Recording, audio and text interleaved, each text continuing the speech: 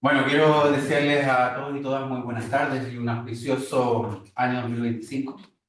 Vamos a comenzar esta reunión, esta charla que va a guiar el profesor Javier Rodrigo, catedrático del Departamento de Historia Moderna y Contemporánea de la Universidad Autónoma de Barcelona y también doctor en Historia por el Instituto Universitario Europeo de Florencia.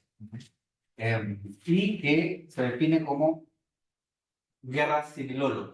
Nos va a explicar un poco eso. A propósito de su visita al Instituto de Estudios Internacionales de la Universidad de Chile, estamos muy contentos de recibirle. Está, de hecho, con nosotros la directora del... Perdona, es que Carlos ya se está transmitiendo, Sí. porque veo apagado el micrófono. Oh, no, no. No, solo. No, pero el que está apagado el micrófono es delantero. ¿Verdad? El delantero, ¿no? Bueno. Entonces, en esta ocasión lo que vamos a escuchar es la intervención del profesor Javier Rodrigo con dos de sus últimos textos. Uno es la invención del generalismo en las líneas de Frank, que es el texto que nos enseñará, pero también vamos a aprovechar de que nos comente algo de este libro Ellos los fascistas, la banalización del fascismo y la crisis de la democracia, que ambos son de 2022. Sí.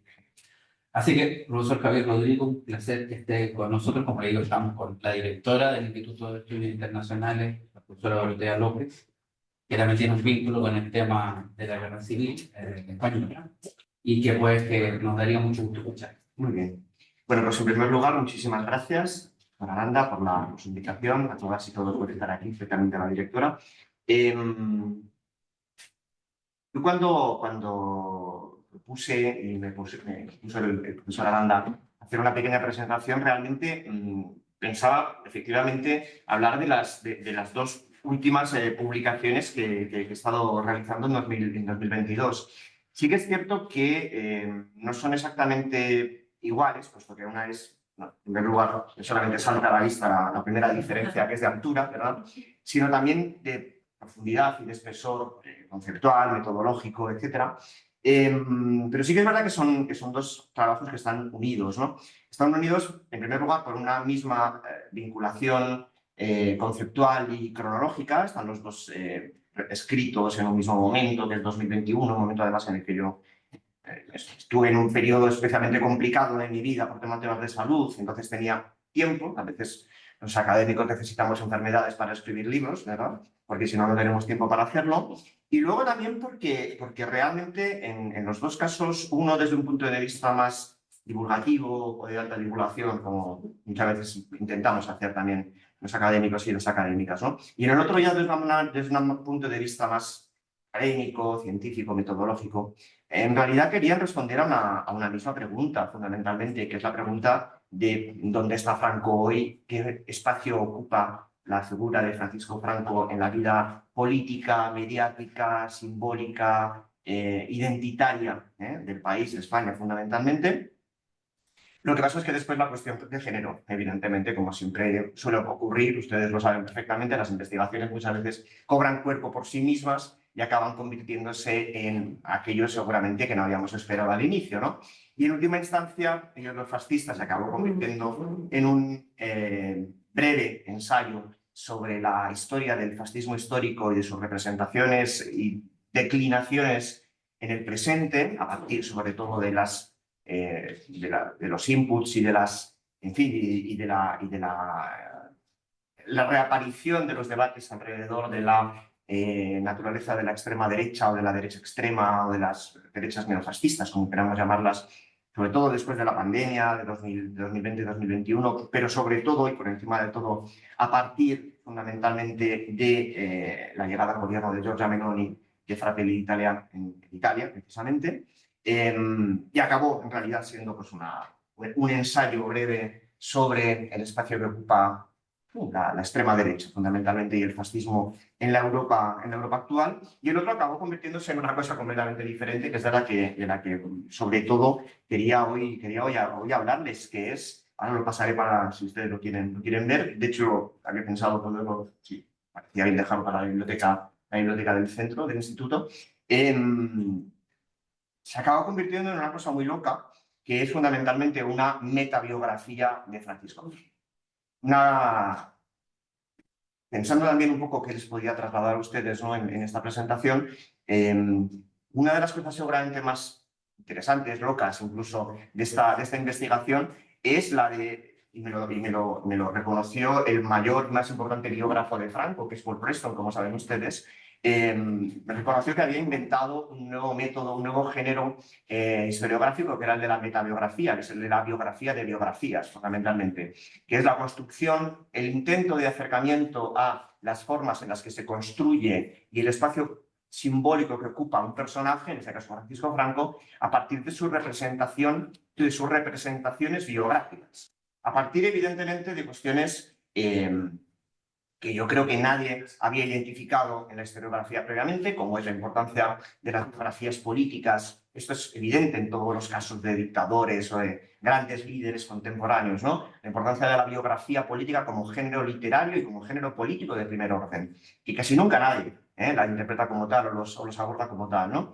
Y a partir, sobre todo, de un interés social, cultural, por así decirlo, por intentar acercarme a fuentes históricas, historiográficas, alternativas a las que se habían utilizado hasta la actualidad. Es muy difícil luchar o intentar plantear una alternativa a una biografía como la de Paul Preston y a otras muchas que existen sobre Franco, evidentemente. Franco ha generado, ustedes lo saben perfectamente, toneladas de literatura. Es el hombre más biografiado de la historia española contemporánea, mucho más que ningún otro personaje, mucho más que Azaña, mucho más que ningún otro. Es uno de los más biografiados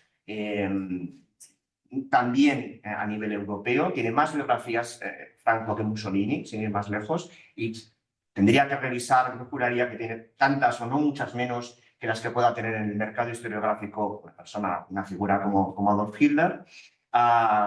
Es difícil, evidentemente, plantear una alternativa a este volumen historiográfico, por lo cual a mí me interesaba pensar de una manera alternativa también al acercamiento biográfico.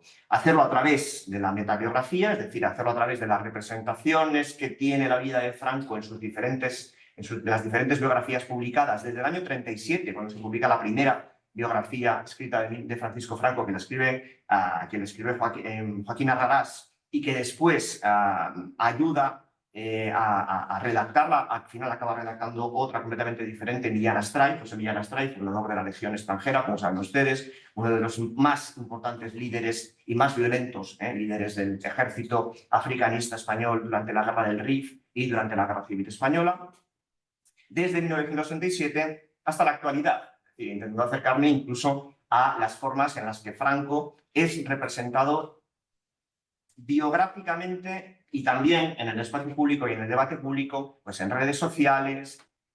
Ayer hubo un debate aquí muy interesante sobre la presencia de las redes sociales, etcétera. A mí me interesaba también, pasa que yo no soy usuario de Twitter, ni de Facebook, ni de Instagram, ni nada por el estilo, pero sí que al menos pude acercarme de manera superficial a ver cómo se hablaba de Franco, sobre todo a raíz de su exhumación en 2019 del Valle de los Caídos, como saben ustedes, y a raíz de la identificación un poco loca, pero yo creo que muy significativa por parte de muchos usuarios de redes sociales, como la exhumación de Franco como la generadora del COVID.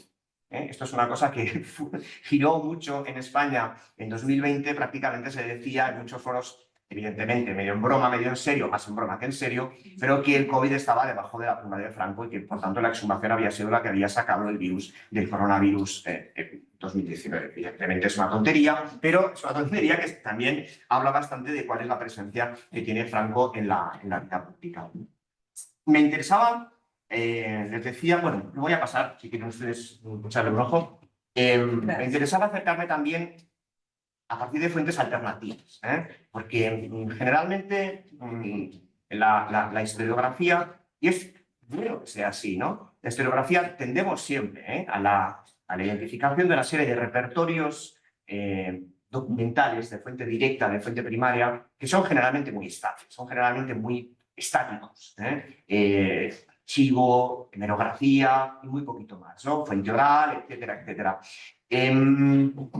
Yo he intentado acercarme a través, digamos, sobre todo de tres fuentes primarias. Una ya se lo he dicho, evidentemente, que son las biografías. Las otras dos fuentes primarias principales de Generalísimo básicamente son las que yo creo que son dos de las fuentes primarias que tienen mayor acceso, sí, bueno, ya lo conozco, sí, que tienen mayor acceso a la población de un país, en este caso a la población de España. Las dos fuentes primarias que he utilizado en generalísimo y que también me han valido, primero, la consideración de estar completamente fuera de mis casillas y completamente loco como historiador, pero también el reconocimiento de haber identificado como mínimo dos fuentes primarias infrautilizadas por la historiografía y que son fundamentales. Una son la radio, los boletines radiados, en este caso la Radio Nacional de España, y la otra, ya la verán ustedes más adelante, es la que seguramente ha supuesto la mayor innovación metodológica de mi trabajo, la utilización de la prensa rosa, de la prensa del corazón, de la prensa, digamos, femenina, como fuente primaria de primerísimo orden para el acercamiento a la figura de Franco y de su familia, fundamentalmente. Piensen ustedes una cosa, en España existen tesis doctorales prácticamente de todas las publicaciones habidas y por haber durante la guerra civil, la dictadura de Franco, la transición a la democracia y la actualidad.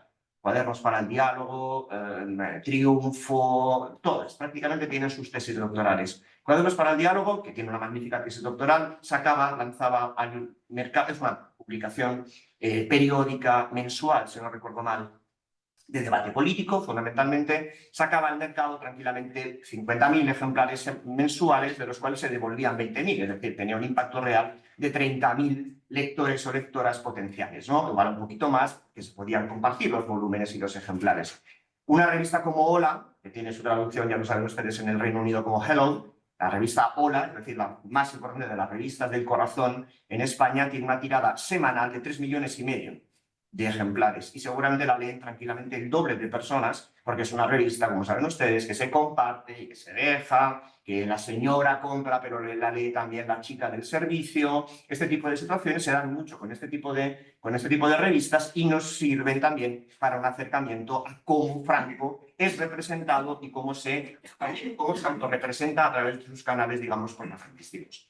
La primera idea a la hora de acercarse a la figura de Franco está, yo creo que muy bien expresada por su propio ministro de Trabajo, Girón de Velasco, el que fue el eterno ministro de Trabajo, falangista, fascista reconocido como fascista además, que creía que a Franco se le podía resumir con esta suerte de triple metáfora animal, ¿no? De ojo de halcón, Paso de buey. sí, esto, paso de buey, ojo de halcón, diente de lobo y hacerse el bobo. Que de alguna manera es una forma de autorrepresentación del propio generalísimo Franco a la hora de presentarse ante la opinión pública, ante los medios de comunicación. Siempre ser como una figura discreta, mediocre, un hombre del común, una persona completamente normal a la que la vida y las circunstancias la habían obligado a hacer frente a los grandes retos que no que la sociedad o la historia o España le habían puesto delante de sí, sino que le había puesto directamente la providencia. Este es un elemento fundamental que vehiculará toda la construcción biográfica, política, propagandística de Franco como figura, su vinculación con la providencia, el hecho de que había sido Dios quien había querido directamente su triunfo. Y para eso les quiero traer un pequeño corte de un texto biográfico sobre la figura de Franco, en el que existe, si le puedo, sí, gracias, en el que un diálogo ficticio, ahora les diré el año de que es este diálogo, un diálogo ficticio entre una viuda, entonces no viuda, y su marido en ese momento, en 1936, hablan sobre la erección. ¿Le importa, por favor, pararlo? Me parece oírle y verle Gracias. sonriente, comunicativo. Fue entonces cuando le hice la promesa. Bueno, tampoco. Si algo le ocurre. No, déjelo. Debemos ¿Pueden escuchar? Tú quizá no te des cuenta, pero tiene una gran importancia para la suerte definitiva de la guerra. Desde ahora a la victoria. El día se produjo un hecho de gran trascendencia para la guerra de España. Aún me parece oírle y verle sonriente, comunicativo. Fue entonces cuando le hice la promesa de que si algo le ocurría... Debemos celebrarlo. Este es el diálogo Quizá no te des cuenta. de 1930, supuestamente de 1936. Desde ahora, a la victoria. El general Franco ha sido elevado a la jerarquía de jefe del Estado español y generalísimo de los ejércitos de tierra, mar y aire. Ganaremos. Tengo absoluta fe. La ceremonia de hoy en Burgos es trascendental. Hay que conocer al general Franco, su energía indomable, su flexibilidad humana, su audacia juvenil y su reflexiva prudencia, su realismo profundo y su lírico patriotismo, su impasible serenidad, su talento militar, todas sus cualidades para darse cuenta de que la victoria final será nuestra. Dios querrá nuestro triunfo. Así. Dios querrá nuestro triunfo. Esa es la premisa en la que se basa buena parte de toda la arquitectura de la legitimación política de Franco y de su régimen, el providencialismo. El hecho de estar directamente vinculado con la voluntad divina, el hecho de ser Dios, persona quien no solamente le elige para salvar España en el contexto de la revolución bolchevique, atea, sacrófoba de 1936, sino que además Dios en persona habría sido quien la habría elegido, seleccionado desde el primer momento de su trayectoria vital, poniéndole retos, poniéndole metas que debía superar para construir y para convertirse en quien acabaría siendo. Esto es un elemento que está presente en toda la biografía política de Franco. La construcción, digamos, providencialista. Este falso diálogo entre la viuda que rememora el momento en el que había hablado con su marido, que marcha al frente, ese hombre que habla, que después el diálogo es más largo, porque de lo que habla este informativo, esta biografía radiada, que es falsa, evidentemente es ficticia, habla que después este hombre muere en el frente, etcétera, etcétera. Este programa radiado de Radio Nacional de España es de 1957. 1957, es decir, largamente superada la guerra civil, largamente superada la posguerra, largamente superados los años, digamos, de el parteaguas de la exclusión del régimen de Franco, del entorno internacional y su reinclusión, sobre todo a partir de 1953, con los pactos, digamos, de ayuda mutua con Estados Unidos, los pactos también con el Vaticano, de 1953, largamente superadas, digamos, estos parteaguas simbólicos y políticos, al menos en el terreno internacional de la dictadura de Franco. Sigue aún la propia dictadura, a través de sus medios de información, 1957, sigue aún lanzando este mismo mensaje. Dios quiere nuestro triunfo. Es Dios en persona el que sitúa a Franco en una, digamos, línea vital en la que ha de convertirse en quien acabará siendo.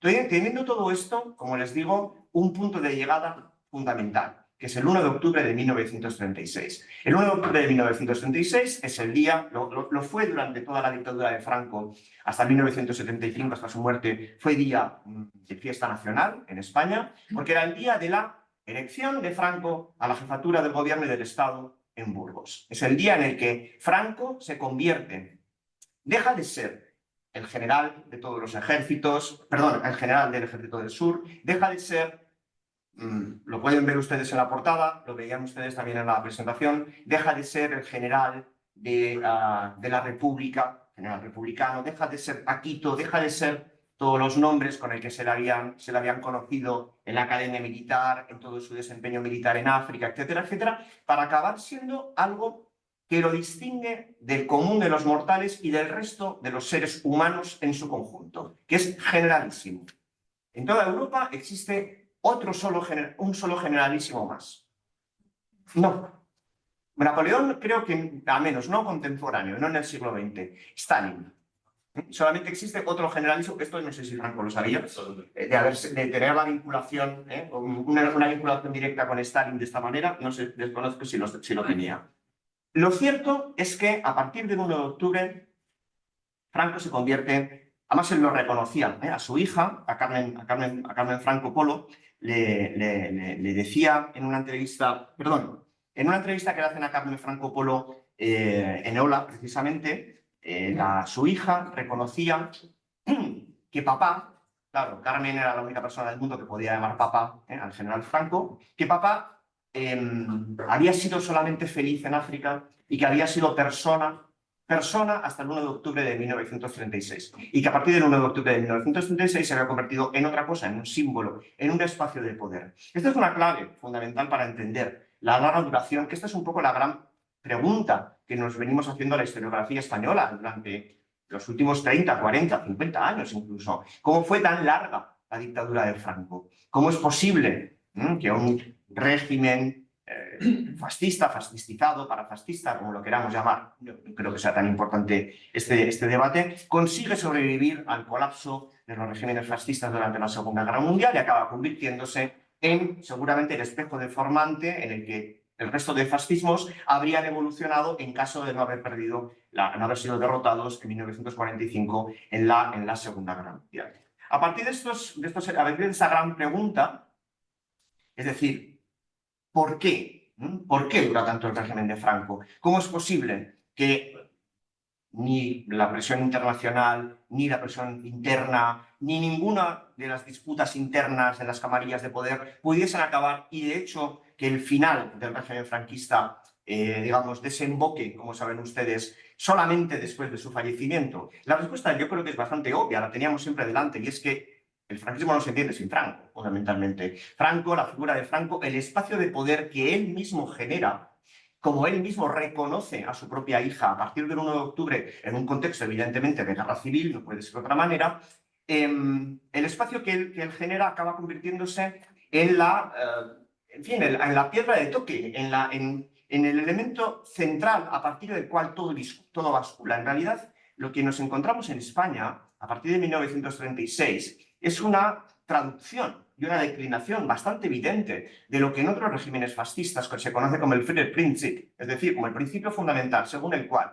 la legitimidad, la legalidad emana fundamentalmente de la figura central del poder, y en este caso sería precisamente el general Franco. Piensen ustedes, es una cosa bastante evidente, pero todos los regímenes, sobre todo los regímenes de año cero, como es precisamente el nacido en la Guerra Civil Española, deben construirse a partir de una sustitución de un entramado legal por otro. Es decir, una transición de un régimen a otro tiene que realizarse, ustedes lo saben perfectamente, a través de la sustitución de la ley por la ley, o bien directamente con un inicio neto, como será precisamente el establecido el 18 de julio de 1966 por el golpe de Estado. ¿De acuerdo? A partir de ese momento, la construcción de todo el entramado, de toda la arquitectura política, legislativa, institucional del régimen español, del régimen de Franco, no se basa en ningún entramado previo, no se basa en la Constitución de 1931, evidentemente, no se basa tampoco en la Constitución de finales del siglo XIX de la Restauración. Se basa, por cierto, a imitación, porque esto Mussolini lo tendrá muy claro, porque Mussolini será el que guíe desde Italia la construcción de la arquitectura institucional del régimen de Franco. Se realizará precisamente esta construcción institucional a partir de la figura del dictador, fundamentalmente. Esto, además, Mussolini acabará, lo tendrá clarísimo, también lo cuento en ellos los fascistas, después del 1 de octubre del 36 y después de la unificación de partidos y la creación del partido único fascista, Falange Española Tradicionalista y de las Pons, le escribirá un telegrama el propio Mussolini a Franco en la cual él le dirá que Franco se ha convertido en el único fascista de España, en el primer y único fascista de España, porque es fundamentalmente el que ha entendido cómo se construye un régimen fascista, es decir, mediante una agregación de diferentes familias políticas, culturas políticas, embalsamadas, no, quiero decir, unidas a través, digamos, de un proyecto común y a través de una figura común que sería la del propio régimen de Franco. Hasta el punto es presente esta idea de providencialismo en la construcción de la imagen pública y simbólica de Franco en todos los medios de comunicación, en todos los espacios públicos. Hasta este punto es así que lo que he encontrado muchas veces en muchas de las biografías esto no lo he dicho previamente, me he leído 90 biografías de Franco para poder construir Generalísimos, una cosa que no le recomiendo a nadie, ¿eh? Pero bueno, también me tuve que leer las obras completas de Mussolini para mi libro anterior sobre la participación italiana en la Guerra Civil Española, y eso es todavía peor, créanme, porque las obras completas de Mussolini no se acaban nunca, son aburridísimas, y al menos las biografías de Franco son divertidas. Sí, son divertidas porque encuentras un auténtico anecdotario sobre la exageración, sobre ¿se puede decir lameculismo? Sí, ya sé que es una palabra un poco gruesa, pero es verdad, realmente lo que Franco vivía rodeado de una camarilla de aduladores.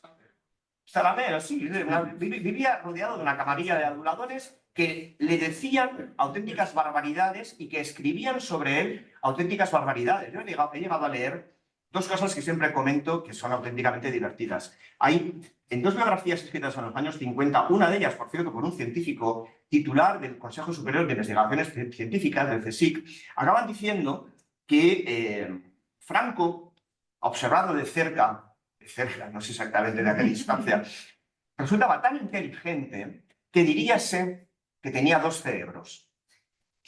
Uno siempre pregunta dónde estaría el segundo, ¿verdad? Pero bueno, esa pregunta se puede quedar en el aire, yo no quiero responder a ella, evidentemente, ¿no?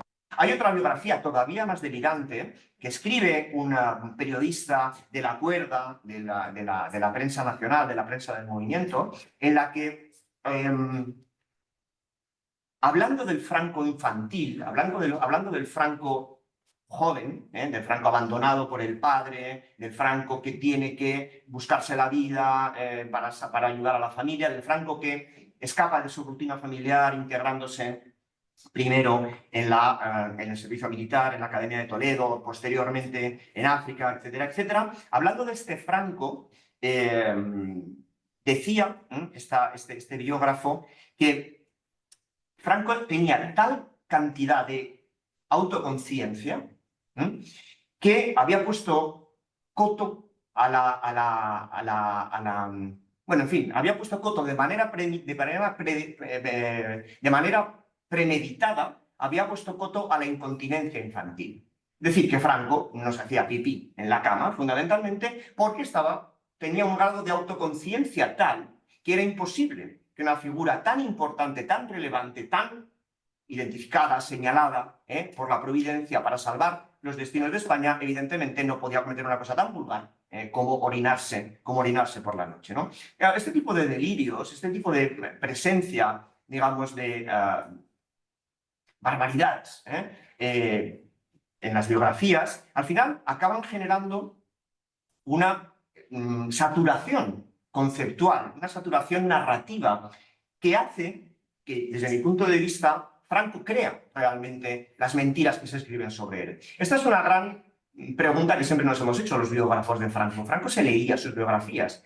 Yo creo que sí, evidentemente, porque algunas de estas barbaridades que les he dicho era imposible que saliesen a un mercado editorial tan, digamos, tan constreñido como el de la propaganda del régimen franquista, que no saliese sin la aprobación, al menos el conocimiento mínimo de las altas jerarquías, al menos culturales y propagandísticas del Estado. Pero es que además Franco en muchos momentos da pistas sobre su propia identificación y la autorrepresentación y la imagen que tiene de sí mismo. Franco fundamentalmente nos lega para la posteridad tres fuentes, básicamente. Franco era, a diferencia de Mussolini, escribía poco, lo cual también se agradece por parte del historiador y de la historiadora, ¿verdad? Porque Mussolini era un prolífico, escribía muchísimo, era larguísimo todo lo que escribía.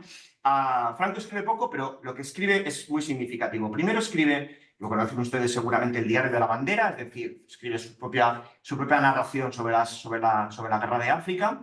Escribe también, evidentemente, sus papeles privados, que se pueden consultar en en España sigue existiendo una cosa que se llama Fundación Francisco Franco, Fundación Nacional Francisco Franco. Uno se pregunta qué pasaría en Alemania si existiese la Fundación Nacional Adolf Hitler o la Fundación Nacional Benito Mussolini o Augusto Pinochet en Chile. No sé, espero que... Yo sé, muy difícil. Son muy plurales. Claro, es cierto. Bueno, no he dicho nada. La Fundación Francisco Franco es muy relevante hasta el punto que alberga los papeles privados del Generalísimo, algo que es un auténtico escándalo, evidentemente, para cualquier democracia, ¿no? Están continuamente participando en demandas públicas. Sí, completamente, Se totalmente. usan a políticos. Y a historiadores. Sí, a historiadores también. Me refería a esto fundamentalmente porque lo que Franco nos cuenta en la tercera de las fuentes, que es el guión que él escribe de una película que se titula Raza, no sé si ustedes la conocen, la película que escribe el guión, después la firma Ricardo Sáez de Heredia, que es uno de los directores de cine más importantes de la España de Franco, ¿no? Uno de los grandes, digamos, propagandistas del régimen de Franco. En esta película, Franco, y en este guión, se autorrepresenta como no como un superviviente, sino como un resucitado. Es decir, se presenta a sí mismo como un personaje que muere en combate, pero que después resucita, ¿no? De alguna manera haciendo una suerte de trasunto de la propia herida que él sufre en 1919, si no recuerdo mal, en la retirada de Schauen, en la que es herido en el bajo vientre, está a punto de morir, pero luego resucita, ¿no? Esta idea de la resurrección, esta idea de la identificación del propio Franco, de la autorrepresentación del propio Franco con una figura divina, mitológica, una figura divina como sería la del resucitado, la de Jesucristo, de alguna manera la autorreproduce él en sus propios escritos, en sus propias representaciones. Hay un momento, y esto no lo había visto nadie, en el que cuando el Valle de los Caídos, ustedes lo conocen, Valle de los Caídos, lo que fue la tumba de Franco hasta 2019, cementerio de guerra, gran mausoleo de la guerra, que se empieza a construir en 1939 con mano de obra forzosa y que se inaugura en 1959, 20 años de construcción.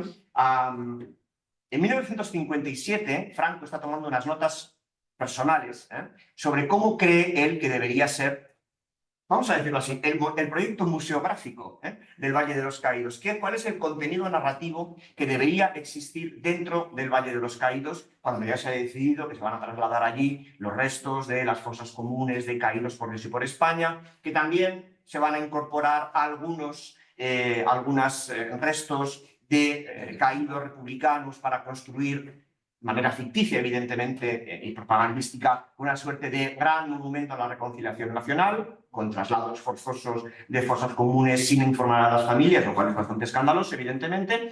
En este momento en el que Franco está tomando las decisiones de lo que quiere hacer con el Valle de los Caídos, toma una serie de notas en las que dice, en las que demuestra que tendría interés en hacer del Valle de los Caídos una suerte de gran relicario de los santos españoles. Es decir, trasladar al espacio del Valle de los Caídos los restos de Teresa de Ávila, los restos de Santiago Apóstol, que como saben ustedes está en Santiago de Compostela, y los restos de cuantos santos españoles se pudiesen ubicar para trasladarlos al Valle de los Caídos. Esto lo escribe en un momento en el que él ya ha decidido que la tumba en la que él habrá de reposar una vez muerto sea el Valle de los Caídos. Porque sobre esto también ha habido mucho debate. Cuando se exhuma a Franco en 2019, la familia del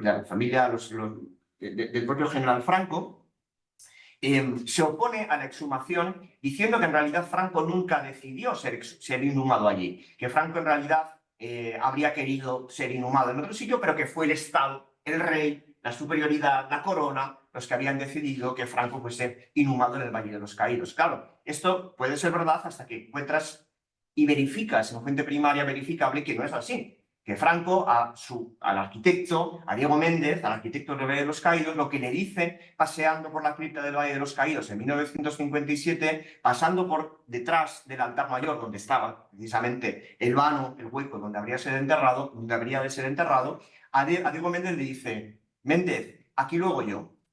Es decir, señala el Valle de los Caídos como el lugar donde deberían estar enterrados sus restos, en el momento en el que ya ha identificado el Valle de los Caídos como el relicario de los santos españoles. De alguna manera, él se identifica también personalmente con la tradición de los santos españoles. Esta misma idea de la santidad de Franco, yo la he encontrado reflejada, aquí les pongo muy brevemente un par de referencias sobre Dalí y sobre la hermana de Franco, doña Pilar Franco, porque son muy interesantes. La primera es muy breve. Dalí, en una serie de biografías, identifica a Franco como un santo un beato, un santo, digamos, vinculado a la larga tradición de los santos españoles. El propio Dalí, o sea que como ustedes saben, Dalí era un magnífico pintor, pero muy en sus cabales muchas veces no estaba, ¿verdad? Pero es mucho más interesante el segundo de los testimonios, porque es todavía más revelador del impacto y del recorrido que puede tener este tipo de interpretación, este tipo de vinculación, digamos, de la idea providencial del poder de Franco.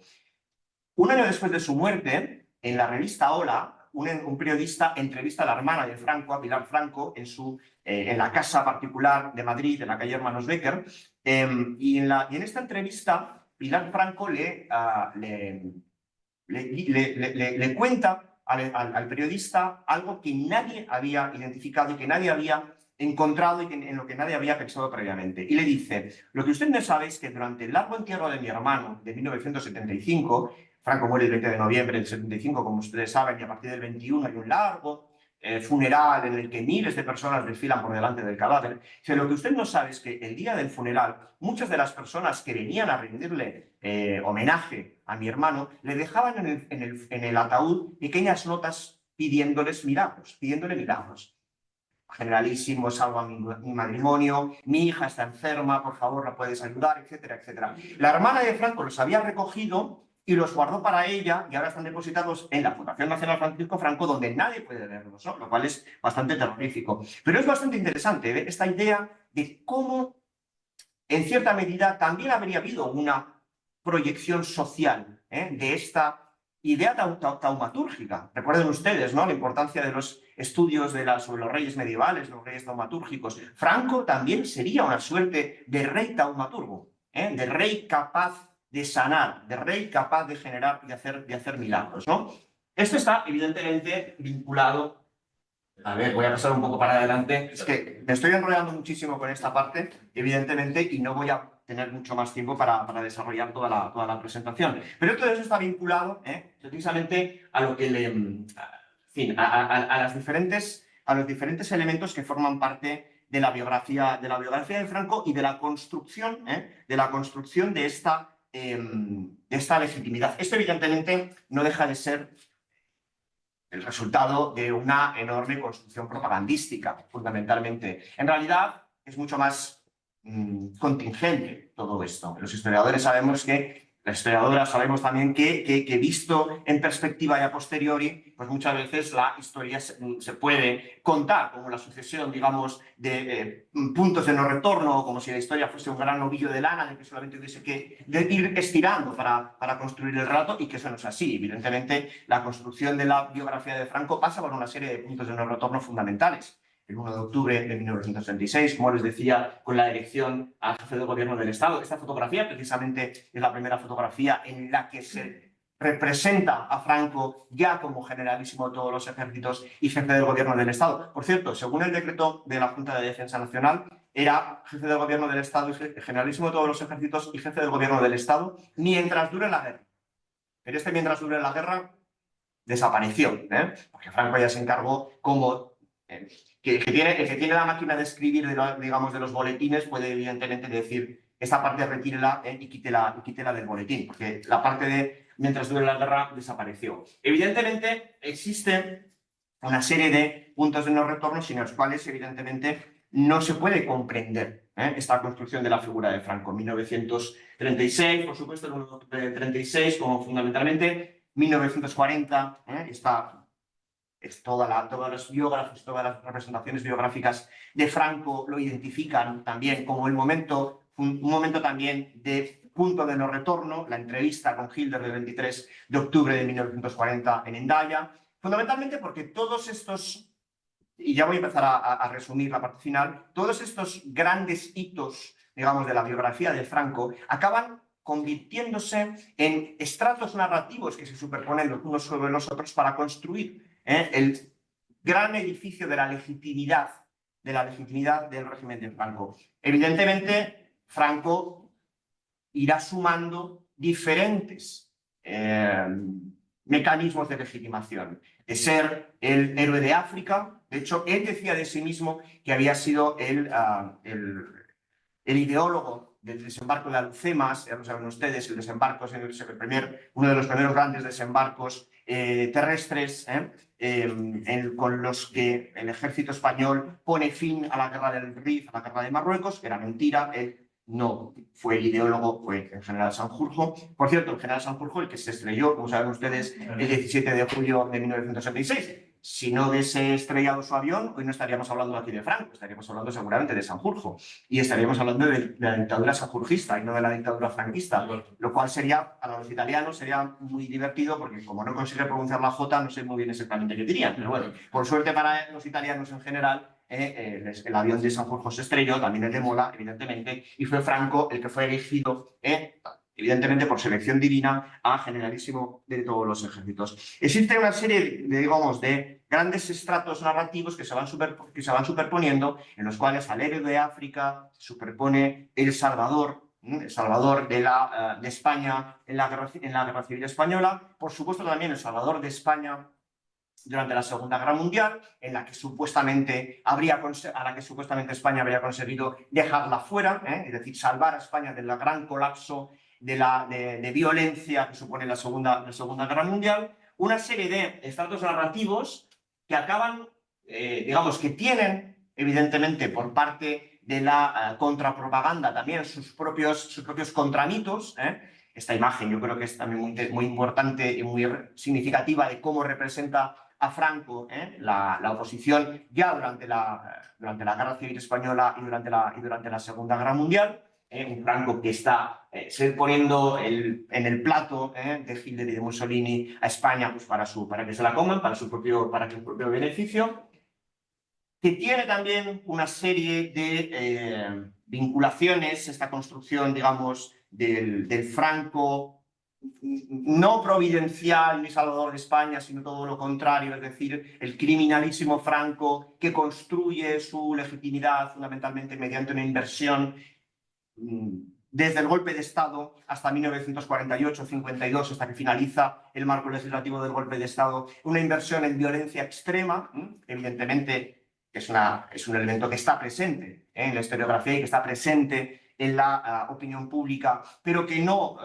aparece, por supuesto, en ninguna biografía de las publicadas sobre el general Franco hasta los años 90, voy a resumir esta parte, pero que fundamentalmente acaba en una banalización de Franco. Esto es una cosa esto es un elemento que evidentemente la parte de la guerra civil, la posguerra se puede resumir porque ustedes la conocen muy bien, pero sobre la construcción de este Franco banal, sobre la construcción de esta idea del Franco normal, del Franco abuelo de sus nietos, del Franco feliz, del Franco abuelo feliz, como muestra esta imagen de la revista Hola, también se basa la larga duración del régimen de Franco. Hay una serie de biógrafos, entre ellos Preston, que identifican 1953 como el momento en el que se jubila Franco, en el que deja de tener agencia política, de tener una responsabilidad directa sobre la política española, etcétera, etcétera. Yo no estoy para nada de acuerdo con eso, evidentemente,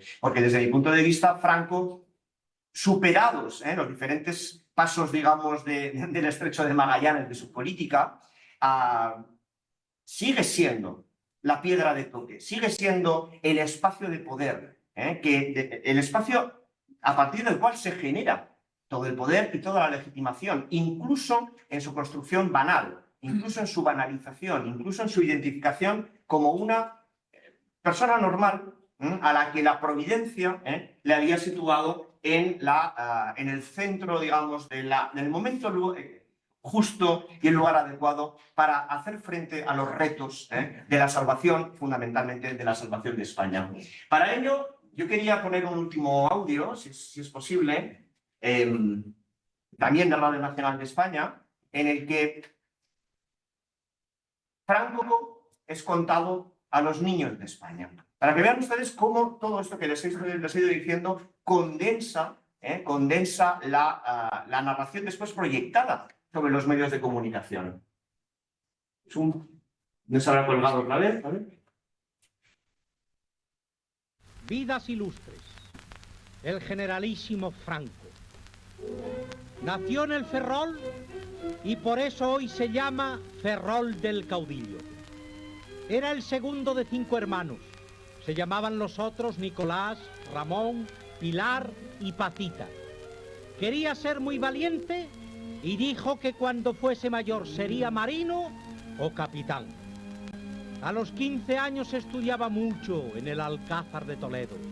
En África hizo la guerra con el fundador de la Legión, el heroico general Millán Astray. Franco iba siempre delante de sus legionarios valientes, montado en su caballo blanco, gracioso, que corría a galope. Los enemigos tenían mucho miedo cuando veían venir al capitán, que parecía un niño, con su espada desenvainada, seguido de sus legionarios, que gritaban con toda la fuerza de sus pulmones: ¡Viva España! Y cantaban lo mismo cuando vencían que cuando morían. A los 20 años, Franco era capitán. Un día mataron al sargento que estaba a su lado. Cogió su fusil y de un brinco saltó fuera de la trinchera al tiempo que gritaba: ¡Legionarios! ¡Viva la muerte! Y él y sus legionarios dieron una paliza de las más terribles a sus enemigos. Ya cuando casi terminaba la batalla, una bala le atravesó el vientre. Estuvo muy grave. España le concedió una cruz preciosa para que se la pusiera en el pecho por valiente. Y fue el comandante más joven de España. Desde entonces, el apellido Franco, Franco, Franco sube como la espuma. A los 34 años ya era general. El 18 de julio de 1936, contra los rojos que quemaban las iglesias, maltrataban a las monjitas buenas y a los sacerdotes, contra los que a traición mataban a los falangistas valientes y a las personas de derechas, el general Franco, bendito 1000 veces de Dios y de España, gritó: ¡guerra! En la guerra se le olvidaba comer y dormir. Solo quería luchar, estudiar, pensar en sus soldados y en España. Así se ganó su laureada. Una vez, después de una batalla, su ayudante, un teniente coronel, le dijo: mi general, que lleva usted 20 horas sin comer. El generalísimo contestó: es verdad. Y siguió inclinado sobre los planos que tenía extendidos sobre la mesa, porque para él la patria es ante todo. Él es el caudillo que nos ha llevado a la victoria. Como es muy valiente y muy bueno, quiere mucho a los niños españoles. Vosotros, al levantaros y al acostaros, tenéis que rezar todos los días una oración muy corta que diga: Dios mío, yo quiero mucho a España. Dios mío, yo quiero mucho al generalísimo Franco. Este audio final, ya termino. Este audio final yo creo que condensa mucho, casi mejor que cualquier explicación que yo pueda dar, que condensa precisamente todos los elementos que están presentes en esta construcción de la figura de Franco, insisto, como el elemento fundamental sin el cual no se comprende la larga duración del régimen. Este corte está extraído de también de Radio Nacional de España de los años 60. No es una biografía radiada de la inmediata posguerra. Es una biografía que aún en los años 60 sigue reproduciendo los mismos elementos: el Franco valiente, el Franco elegido por Dios, el Franco bueno que salva a los españoles. Yo creo que desde ese punto de vista es fácil identificar que existe al menos en la construcción biográfica de la figura de Franco, una teleología que no se agota, muchísimo menos en los años 50, que no se agota tampoco en los años 60 y que acompaña y que se construye hasta los años 70, hasta la finalización, digamos, de su poder por fallecimiento, es decir, por muerte, en este caso por una tromboflebititis provocada, por cierto, porque le gustaba mucho ver fútbol. Entonces veía mucho los partidos de fútbol en la televisión y esto le acabó generando un trombo que acabó con su vida. Evidentemente... ¿El equipo de Valladolid? No, creo que era la selección. Me gustaba la selección Si era... Bueno, ahora podemos hablar de esto si quieren. Gracias por su atención.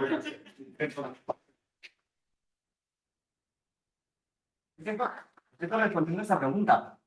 Franco no era merengue, ni tampoco del Barça. Franco era zaragocista.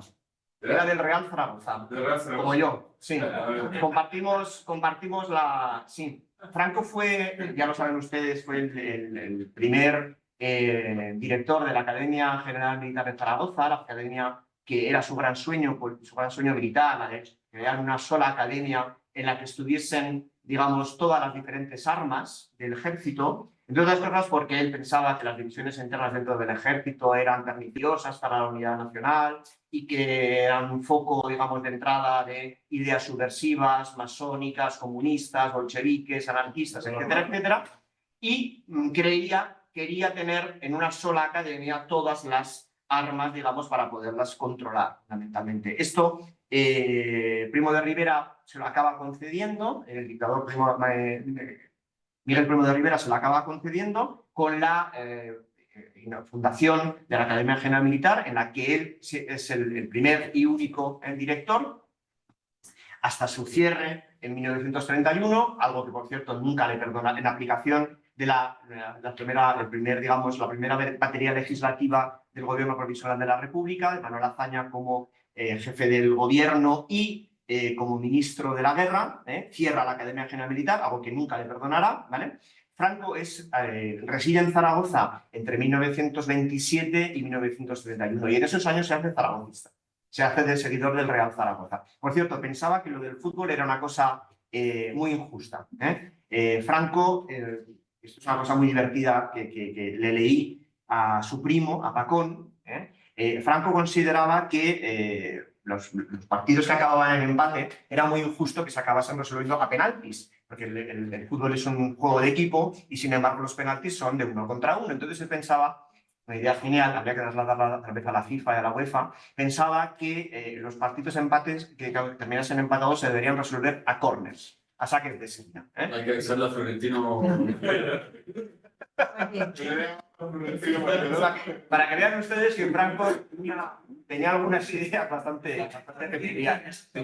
Tenemos algunos minutos. Muchas gracias, profesor Javier Rodrigo, por la exposición data que nos ha hecho. Tenemos unos minutos para hacer preguntas. Yo sugiero tomar unas 3 y si tenemos otra ronda, pues bienvenido. Y también las personas que nos están viendo online. Vamos a empezar con los presenciales. Sí, profesor, ¿qué más anota? Profesora y profesor. Adelante.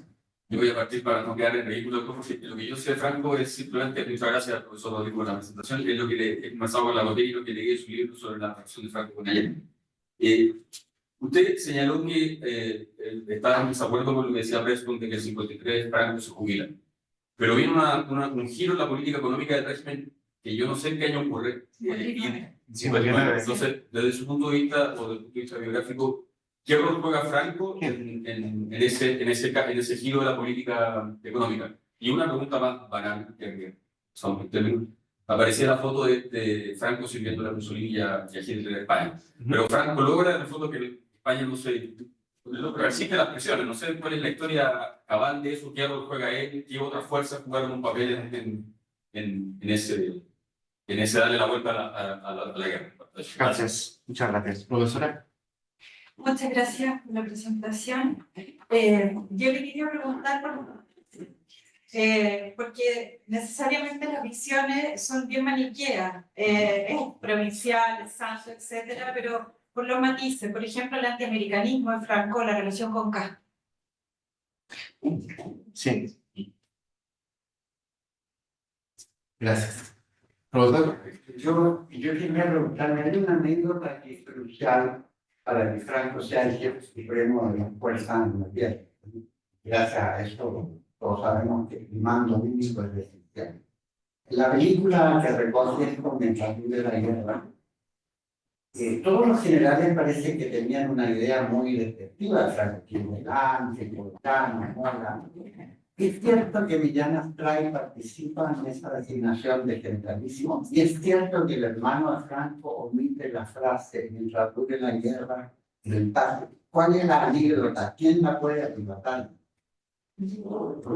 Sin duda todos estamos de acuerdo que la República no declaró nunca la guerra, entonces nunca los militares tuvieron un mando único. Por eso, cuando yo digo siempre, el mando único es esencial para una... ¿Cómo se sienta esta idea de un generalísimo? Por ejemplo, cuando Quintelán, por ejemplo, estaba mucho mejor preparado. Totalmente. Pues voy a aprovecharme del espacio para decir si nos puede también comentar algo más de ese telegrama de Mussolini a Franco, Sí. porque tú ahí también te afirmas en eso para también abrazar una de las teorías respecto a la naturaleza fascista del régimen de Franco, que como comentábamos es un tema todavía controversial, discutible, que se está discutiendo. Pero tú me contaste algo más de tu telegrama, que decía algo más de lo que dijiste, ahora. ¿Se nos puede contar algo más de eso? Por supuesto. Bueno, Bueno, pero responden. Por favor, no, por favor. Tengo varias preguntas, muchas gracias, Javier, ha sido muy interesante y muy sintético, muchas anécdotas, ¿no? Muchos detalles importantes. Y tengo una serie de preguntas, no primero con el tema del fútbol, que quisiera dejarlo zanjado, porque yo cada vez que he partido vengo al trabajo y su director, que está aquí presente, me huevea, me decimos en Chile, me molesta, diciendo que en Madrid pues tiene los sectores comprados y no sé qué, y digo, no, pues realmente, o sea, ya que hemos hablado de Franco como narrativa, ¿no? En propaganda y en imaginario colectivo, en, no sé, cultura de masas y demás, el tema deportivo, fútbol es importante, ¿no? Entonces, ¿qué relación tiene Franco con el Barcelona? Tú trabajas en Barcelona, lo he entendido, ¿no? Y como sabrás, la relación que tuvo el Club Barcelona con el Franco fue mucho más estrecha que con el Madrid, que tuvo como varias medallas, ¿no? Y de hecho de ahí venimos, ¿no? Con Negreira, como que no estamos tan lejos igual de eso, sí. ¿Qué relación tiene? Bueno, no sé lo que te pregunto, ¿no? Si ¿qué relación hay entre la élite catalana y el Franco? Que tuvo que acercarse de nuevo al poder de Madrid y el fútbol, pues parece que fue en cambio el Madrid pues no tenía tan buena relación con el régimen, ¿no? Sentido, a nivel de construcción de imagen, de poder carismático, yo llamaría mi disciplina, ¿no? De ese poder carismático propagandístico, ¿qué papel tuvo el Barcelona para acercar al régimen a Cataluña? Sí. Y eso. Y después hemos hablado de muchos motes, o sea, un nickname, ¿vale? De Franco en el... falta uno, ¿no? Que es Paca la Culona. Paca la Culona. lo ponen en el libro. Sí, pero no está en la portada. La Y entonces- portada no, pero en el libro. Entonces, simplemente que no sé muy bien de dónde viene ese mote, si puedes aclararlo, porque no recuerdo si es crítico, ¿no? Es de por el uniforme, imagino, no sé de dónde viene. Sí. Y ya lo último, un poco más serio, la pregunta es el tema de la historiografía, ¿no? Yo creo que leía un artículo tuyo en su momento, cuando hacía la tesis sobre el tema, pues la nueva historiografía fascista, ¿no? De Pío Moa y demás. Pero claro, es un tema que he dejado como muy lejos, se va a poner en el 2000, digamos, la década del 2000. ¿Qué ha pasado al respecto de esta nueva historiografía alternativa, un poco fuera de la academia, que tuvo récord, ¿no? De ventas, ¿no? Verdaderos y tal? Está abandonada, sigue trabajando, y en ella Franco es un personaje que se legitima, que se atribuye carisma, o bien es más una incomodidad, ya que traicionamos a la franja y demás, no sé, es un poco la consulta. ¿Qué te parece? Pueden haber más preguntas, pero si empezamos con esta, porque no... Claro, es que con esto tengo para 1 hora y media más. Pero tenemos un poco... Lo sé, lo sé. Voy a ir de atrás de la última hacia el principio, ¿vale? Muchas gracias para todas las preguntas. Paca la Culona se lo pone Queipo de Llano. Se lo pone Queipo de Llano antes incluso del golpe de Estado. El golpe de Estado es un momento, el golpe de Estado del 17 y 18 de julio. Saben ustedes que en realidad siempre hablamos del 18 de julio, pero el golpe de Estado no empieza el 18 de julio. El golpe de Estado de 1936 empieza el 17 de julio de 1936, pero se conmemora el 18 de julio porque es el día en el que Franco se suma a la sublevación. Es decir, propagandísticamente la figura que está en el centro siempre es la de Franco, no la del resto de generales, de golpistas. Franco siempre dudó de incorporarse o no incorporarse a la sublevación, fundamentalmente porque tenía el precedente fallido de la Sanjurjada, el golpe de Estado de Sanjurjo de agosto de 1932, y siempre dudaba, y dudó hasta el último momento, dudó hasta el momento en el que se sintió imprescindible, 1, y 2, digo que no había marcha atrás, ¿no? Pero hasta ese momento, como denominaban a Franco, era Mis Canarias 36. Mis Canarias 36, porque evidentemente en una cultura militar, cis-heteropatriarcal, por antonomasia, pues ser una Miss significaba ser una persona, una mujer con ciertas dudas, ¿no? y con reticencias, ¿no? Pues Miss Canarias 36 sería Franco, otro de los motes que se suman al de Paca la culona. Paca la culona se lo pone Queipo de Llano ya en los años 30. Se odiaban, se llevaban mal. Queipo de Llano era republicano,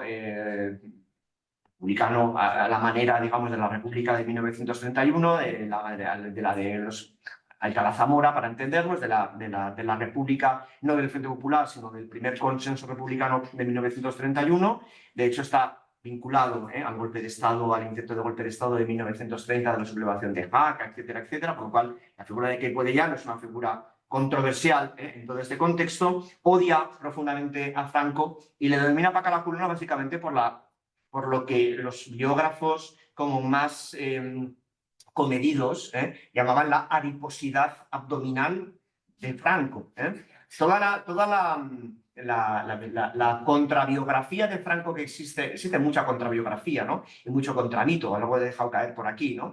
Pero mucha de ellas se basa precisamente en características físicas de Franco, la voz aflautada, la alopecia prematura, que será alopécico, tampoco es una cosa tan terrible, creo yo. Y sobre todo la adiposidad, el hecho de que estaba gordo, fundamentalmente, ¿no? Y esto es lo que genera precisamente también este contramito del Franco contrahecho, del Franco poco atractivo, poco carismático. Este es uno de los grandes debates, el del carisma. A mí siempre me han preguntado, ¿no? ¿Y cómo es posible que Franco genere esta supuesta propaganda con el poco carisma que tiene comparado con Hitler o con Mussolini, ¿no? Con cualquiera. O con cualquiera. Claro, hasta que vas a buscar en lo que significa carisma. Carisma, según la definición de la Real Academia Española de la Lengua, significa, en su segunda definición, en su segunda acepción, significa el don que Dios otorga a una persona para el beneficio de la comunidad. Eso es lo que dice la RAE. O sea, desde su punto de vista, Franco es la representación del carisma histórico, eso sí, en su segunda acepción, no en la primera, ¿no? Pero vamos, Franco siempre era un poco de la segunda acepción. Siempre era la segunda opción, no era la opción de 1936, salvo para una persona, para Mussolini. Aquí voy un poco a empalmarlo con lo que estás diciendo y también con lo que señalaba usted, ¿no?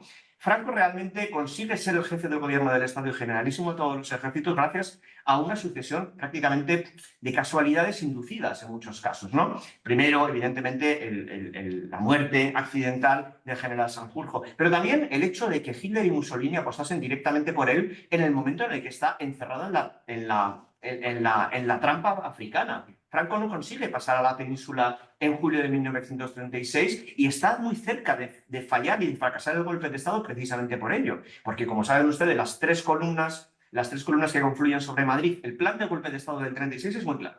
El plan de golpe de Estado del 36 es resolver los problemas que tuvo el golpe de Estado del 32. El golpe de Estado del 32 de Sanjurjo fracasa porque fracasa en Madrid sin un plan de contingencia. El plan de contingencia son las columnas, la guerra de ocupación de columnas, y el gobierno, digamos, el golpe de Estado del 32 fracasa por una huelga general revolucionaria que el Partido Socialista, UGT, CNT y buena parte de los agentes, digamos, republicanos consiguen sacar armados a los trabajadores a las calles y paralizan el golpe de Estado. Consiguen que los militares golpistas no salgan de los cuarteles. Claro, esto Franco lo tiene muy claro y los golpistas Mola lo tiene muy claro de 1936. Hace falta un plan de contingencia frente al fracaso de Madrid, estas son las columnas, evidentemente, y después hace falta un plan de contingencia que evite el fracaso del golpe de Estado como una huelga general revolucionaria. ¿Cómo? Asesinando directamente a los potenciales resistentes al golpe de Estado, ¿no? De ahí precisamente que buena parte de la violencia y de la persecución política durante toda la guerra civil se concentre en julio, agosto, septiembre y octubre de 1936. Es que en el primer año de guerra hay muchísimos más muertos en las retaguardias que en los frentes, muchísimos más muertos en las retaguardias. Buena parte de los debates que tenemos ahora en España sobre la violencia, las fosas comunes, la persecución política, etcétera, etcétera, todo está vinculado cronológicamente al verano y el otoño de 1936. Existe, digamos, un plan de contingencia frente al fracaso en Madrid del golpe de Estado, pero no un plan de contingencia frente a la encerrona, el hecho de que el mejor ejército español, que es el ejército de África, que es el único que tiene experiencia de combate, además, porque a la altura de 1966 ningún otro ejército, ningún otro cuerpo de ejército, ninguna otra división orgánica tiene experiencia de combate. La única que lo tiene es el ejército de África y no consigue pasar a la península. Bueno, tenía más el CNT. ¿Quién consigue pasar el ejército de África a la península? Mussolini. Directamente. Mussolini, con su apoyo directo y explícito, ¿no? Por lo cual, es también el resultado de esta casualidad inducida, el hecho de que Mussolini y Hitler, saben ustedes que el concepto de eje, el eje Roma-Berlín, es un concepto que se ha instaurado en la historia contemporánea de una manera radical. El eje Roma-Berlín, en realidad, es un concepto que nace en el contexto de la Guerra Civil Española, que nace de una reunión del 6 de agosto, en la que Berlín y Roma deciden apoyar a Franco para salir de la ratonera africana. En ese momento nace el eje, lo que acabará siendo, ¿no?, el eje, es decir, el gran concepto fundamental de la contemporaneidad, ¿no? Franco, insisto, acaba consiguiendo ser jefe del gobierno del Estado también gracias al apoyo fundamentalmente de las potencias fascistas. Pero que no lo odiaba. Y por eso lo llamaba Paco la Culona y por eso lo llamaba Miss Canarias 36. Franco siempre pensó que solamente se sumaría a la sublevación cuando fuese realmente imprescindible, como de hecho hizo. Primero cuando vio que podía tener éxito y cuando después vio que no podría triunfar sin su agencia y sin su presencia. Sobre sus generales, voy a ir un poco enlazando diferentes preguntas. Sobre sus generales, en realidad es Mola el que piensa en la existencia de la importancia de que exista un generalísimo. Mola cuando, a la altura de septiembre de 1936, las tropas, digamos, del Ejército de África ya se han plantado directamente en Madrid. Saben ustedes que en toda la guerra civil no habrá combate urbano. La guerra civil española se combate siempre a campo abierto, no es una guerra en la que haya combate en ciudad. Solamente hay una ciudad en la que se combate, que es Teruel, en el invierno de 1937-38. En el resto de la guerra civil, todas las ocupaciones de ciudades son eso, ocupaciones, no son combate. En el momento en el que se está decidiendo si entrar o no entrar en Madrid, Franco, ya saben ustedes, no solamente está apoyado por Hitler y por Mussolini, también puede poner encima de la mesa sus éxitos en la ocupación y liberación de Extremadura y de todo el oriente peninsular, perdón, de todo el occidente peninsular, y además ha liberado, en su gran ejercicio propagandístico, esto lo hemos identificado todos, ha liberado el Alcázar de Toledo, es decir, ha liberado la ciudad de Toledo y liberado este supuesto sitio del Alcázar de Toledo en el que el general, el teniente coronel Moscardó, ha resistido heroicamente el acoso de los milicianos republicanos, sacrificando a su propio hijo, toda la construcción de un mito en el cual existen también los mitos medievales, Guzmán el Bueno, etcétera, etcétera, que todos se superponen allí. Bueno, en ese momento Mola acaba diciendo, aquí o tenemos un generalísimo o yo me vuelvo a mi casa. Mola es la mano derecha de Sanjurjo, es el director del golpe de Estado, es quien ha organizado todo el golpe de Estado. Y el propio Mola es el que luego las biografías han tendido a poner, digamos, el foco en otros sitios, en Millán Stray, que sí, efectivamente estaba presente en Salamanca, en El Hermano, en Nicolás Franco, hasta el punto era importante Nicolás, en la construcción también legislativa, que en España se hablaba no del nacional sindicalismo, sino del Nicolás sindicalismo, por la importancia que tenía Nicolás Franco en la influencia y en la construcción, digamos, legislativa del régimen. En última instancia, a la hora de confluir en la elección de Franco de 1936, yo creo, sinceramente, que lo que más influye es, primero, su capacidad de éxito militar, es decir, tener bajo su control al más fiero y exitoso de los ejércitos en combate en toda la guerra civil. Piensen ustedes que no se ha conseguido tomar Madrid, que las columnas del norte se han quedado paradas en la Sierra de Guadarrama, que Mola ha fracasado completamente en su intento de penetración de Madrid desde el norte, y que en cambio Franco está consiguiendo liberar buena parte del territorio, una cuarta parte del territorio peninsular en 4 meses, realmente en 3 meses y medio. A eso se suma evidentemente el hecho de que Hitler y Mussolini dicen muy claramente que o se apoya a Franco o se retira el apoyo, digamos, del eje al golpe de Estado, ¿no? En ese momento es donde confluye, evidentemente, la elección de Franco y la erección de Franco. Ya sé que lo de erección y Franco en la misma frase suena un poco feo, ¿verdad? Pero ya me entienden ustedes, la elección de Franco a la jefatura del gobierno del Estado. Ese, mientras dure la guerra, nadie sabe quién exactamente lo retira. Las malas lenguas hablan efectivamente de que fue Nicolás Franco el que lo retiró, digamos, del redactado final. En cualquier caso, sin el apoyo internacional directa y explícitamente de Mussolini y de Hitler, no se entiende que sea Franco la persona elegida. Mussolini está muy interesado en la Guerra Civil Española. Yo, en una investigación precedente a estas, acabo identificando a Italia como un tercer beligerante en la Guerra Civil Española. Piensen ustedes que cuando hablamos de la internacionalización de la Guerra Civil, casi todo el mundo piensa en las brigadas internacionales, que son como el elemento, digamos, de internacionalización como más vistoso, ¿no? Las brigadas internacionales acaban sumando un total aproximado de entre 30 y 35.000 personas, nunca en el mismo momento. Mussolini desplaza a España 80.000 personas, más del doble de las brigadas internacionales. Realmente, la internacionalización real de la Guerra Civil Española, quien la pone, es el eje y fundamentalmente Mussolini. Hasta el punto que Mussolini pueda no solamente condicionar el desarrollo bélico, intentando primero en febrero del 37 reactivar las ocupaciones con la ocupación de Málaga y después reactivar el plan del golpe de Estado, es decir, ocupar Madrid. Toda la famosa batalla de Guadalajara, de marzo de 1937, es un fracaso de Mussolini, la primera vez que Mussolini fracasa militarmente en todos. Luego será el primero de muchos fracasos, porque en la Segunda Guerra Mundial sabemos que el desempeño de Italia es un auténtico desastre, ¿no? Los italianos son muy buenos para combatir contra etíopes y contra civiles desarmados como en Málaga, pero en cuanto se encuentra una oposición real, como por ejemplo en la batalla de Guadalajara, oposición militar, oposición climatológica, porque de eso podríamos hablar mucho rato. La batalla de Guadalajara es también una batalla ganada por la climatología, perdida por Mussolini y ganada por la climatología. Fundamentalmente, Mussolini se puede permitir incluso el plan de reactivar el golpe de Estado, el plan de golpe de Estado de ocupación de Madrid, ¿no?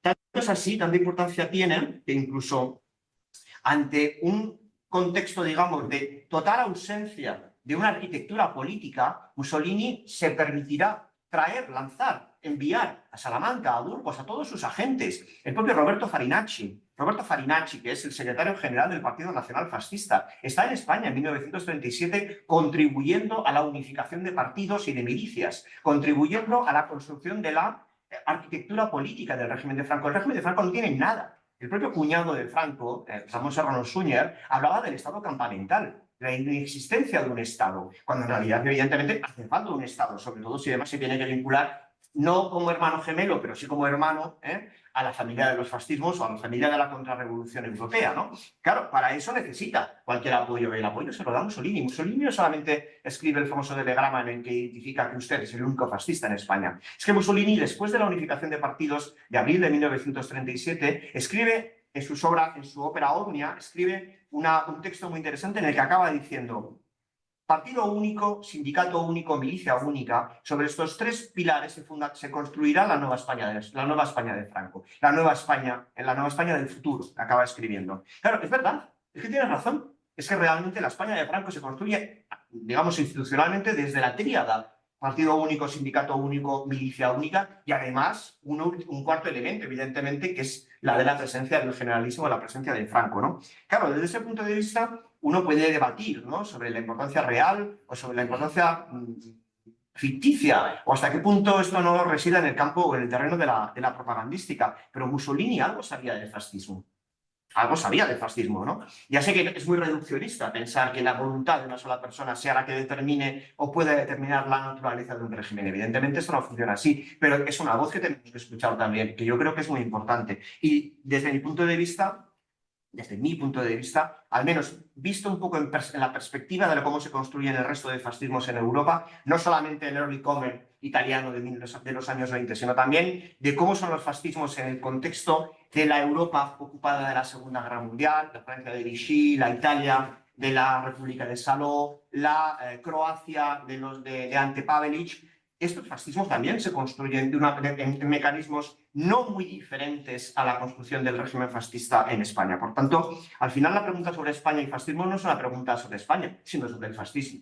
Bien, en función a cómo identifiquemos y definamos el fascismo, podemos ubicarlo o no en según qué contextos o en según qué espacios, en según qué teatros, ¿vale? Pero bueno, esto ya les he dicho que me necesitaba de mucho tiempo para responderlo.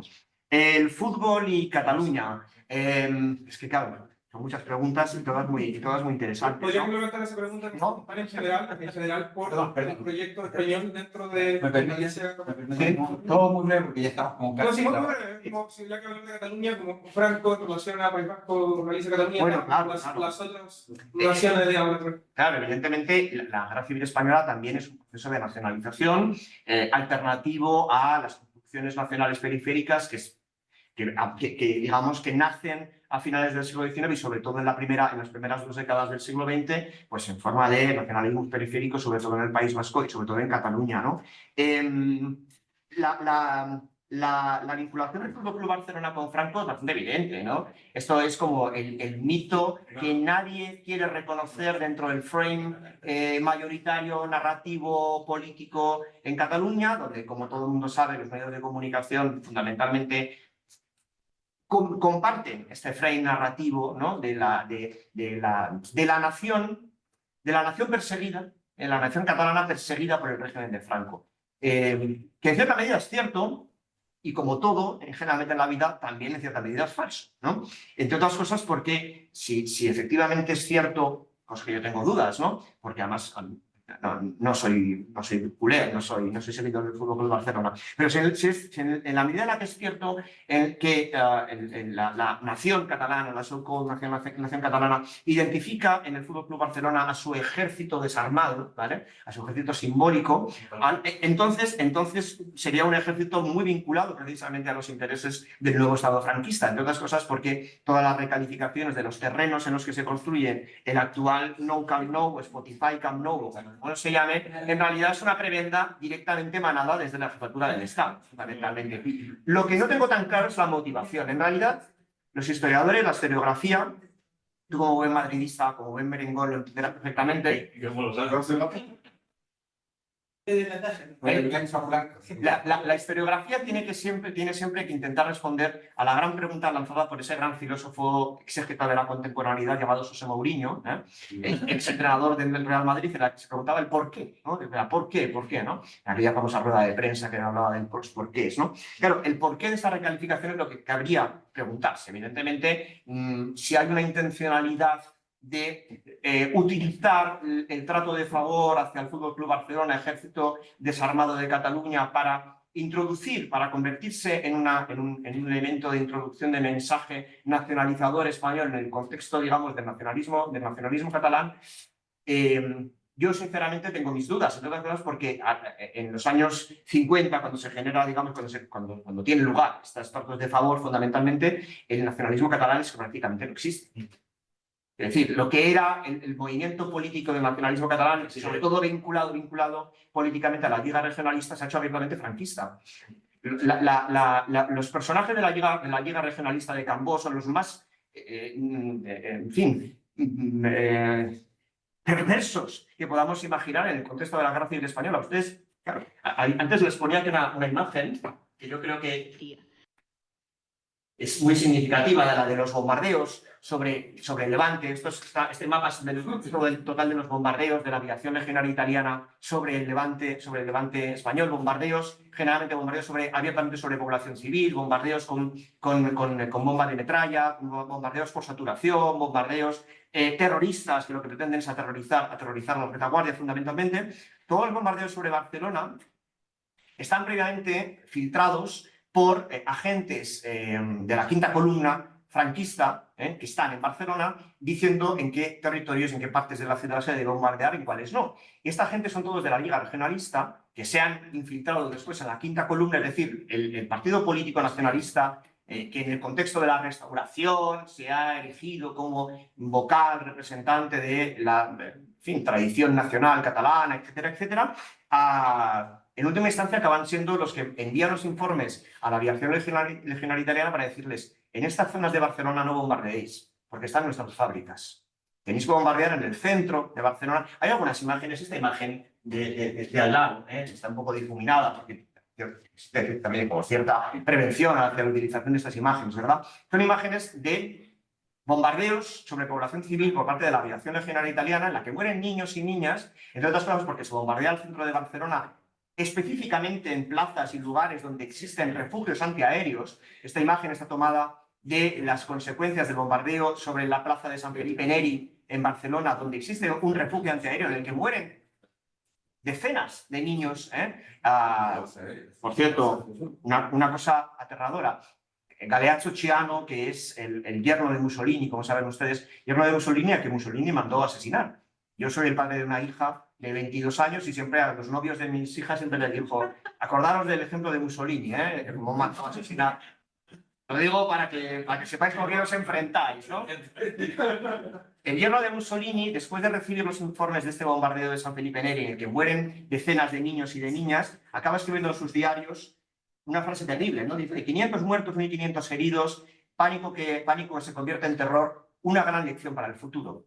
Esta gran lección para el futuro, que evidentemente es una lección para la población civil bombardeada, evidentemente, esta gran lección para el futuro estaba precisamente inducida por los agentes de la quinta columna que provienen precisamente del nacionalismo catalán, por lo cual la vinculación, digamos, la relación de los nacionalismos periféricos con el régimen de Franco, yo creo que está muy mediada por las visiones, digamos, superpuestas a posteriori, por cómo después el nacionalismo catalán se ha querido representar como antifranquista, pero no siempre. Nacionalismo de derecha, claro, nacionalismo de derecha. No, claro, evidentemente existen otros agentes. No, pero son agentes independientes en el exilio. Sí. No, ahora sí nos quedan 3 minutos. 3 minutos y no, no olvides que hay una profesora, o sea, una pregunta de la profesora María Sí, Enrique y del profesor. aún quedan un par que nos encantaría que... Sí, por supuesto. Y perdonen ustedes de verdad porque me entusiasmo con estas preguntas tan interesantes, con todas las preguntas que son muy interesantes. Y como ven ustedes, haberle dedicado tanto tiempo a una figura tan despreciable como el general Franco, al menos genera interés por hablar de ella en términos, en fin, divertidos, ¿no? y agradables, como la conversación que estamos teniendo aquí.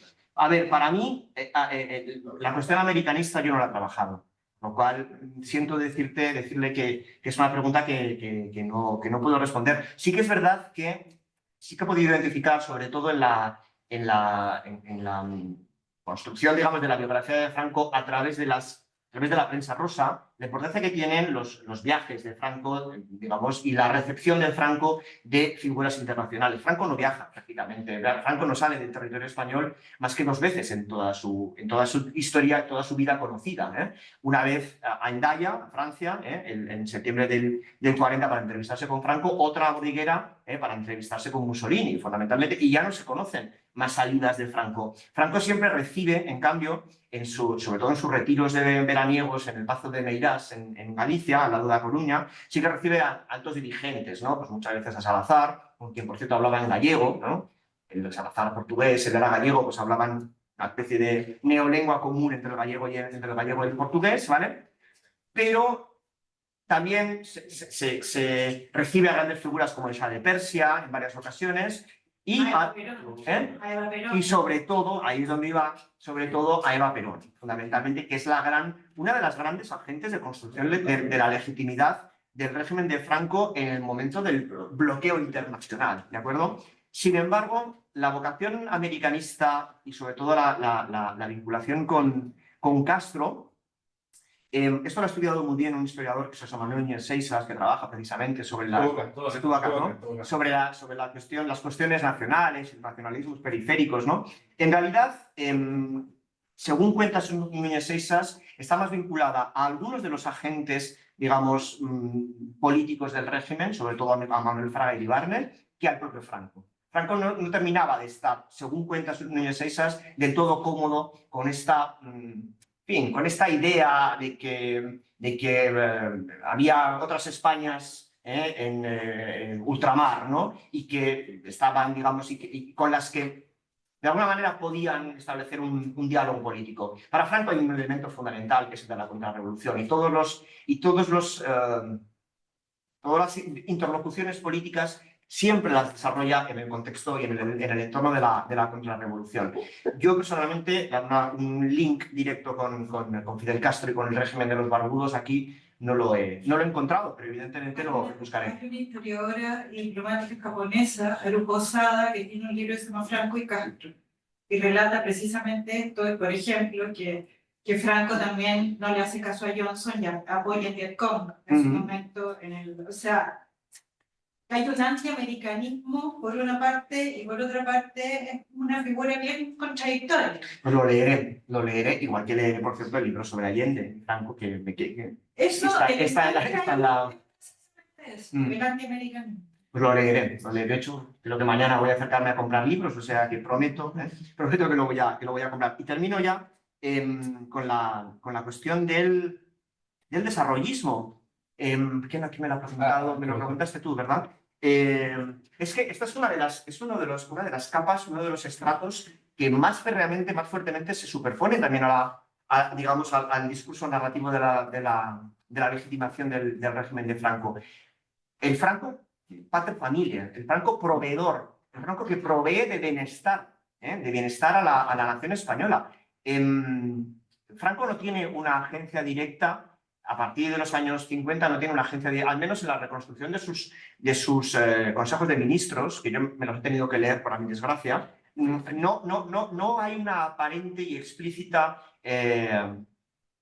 agencia directa de Franco en el lanzamiento, digamos, de los planes de desarrollo, de los planes, digamos, de estabilización económica y de desarrollo, ¿vale? Es decir, en la incorporación de una nueva clase política, que sería la de la tecnocracia, una tecnocracia que, por cierto, bebe de la tecnocracia corporativista de los años 20, de dictadura de Primo de Rivera, etcétera, etcétera, y que después, a través de su vinculación generalmente al Opus Dei, acaba siendo un poco la gran familia política que condiciona en buena medida el desarrollo económico de los años 60 a través de los planes de desarrollo, de estabilización y de desarrollo.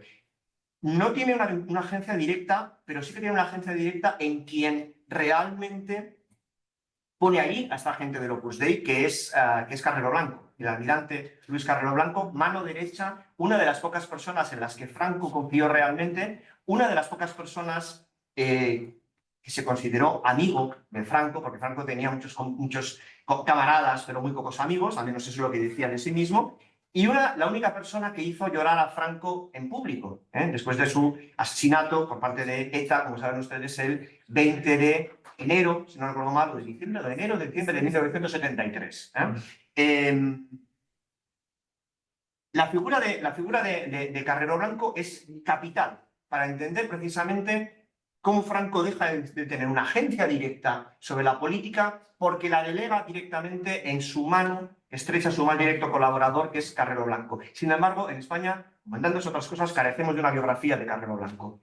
Existe algún acercamiento de Javier Tussell, de Genoveva Queipo de Llano, Castro Queipo de Llano, nieta del general Queipo de Llano, pero es muy insuficiente a efectos, digamos, de entender realmente la verdadera agencia de Carrero Blanco, digamos, en la política española. Sin embargo, eso no quiere decir, a efectos de lo que yo trabajo en Generalísimo, que Franco no se aprovechase también de ese nuevo estrato narrativo que es el del benefactor, porque en todas las biografías, sobre todo a partir de los años 60, aparece precisamente el Franco que consigue superar y hacer que España supere la travesía del desierto, entonces muy bíblico siempre, por supuesto, ¿no? La travesía del desierto de la autarquía, para después brindar a España los resultados de tanto sacrificio mediante el desarrollo. Es decir, la España que se construye a partir de la tecnocracia, que se construye a partir del corporativismo, que se construye a partir de la garantía de que todo español y española tendría un trabajo, un 600, es decir, un pequeño utilitario, e incluso la posibilidad de irse a la playa. Y el turismo como un elemento más también de legitimación precisamente del régimen. Pero bueno, claro, sobre esto tendría que terminar. Sí, vamos a darle las gracias, vamos a darle gracias.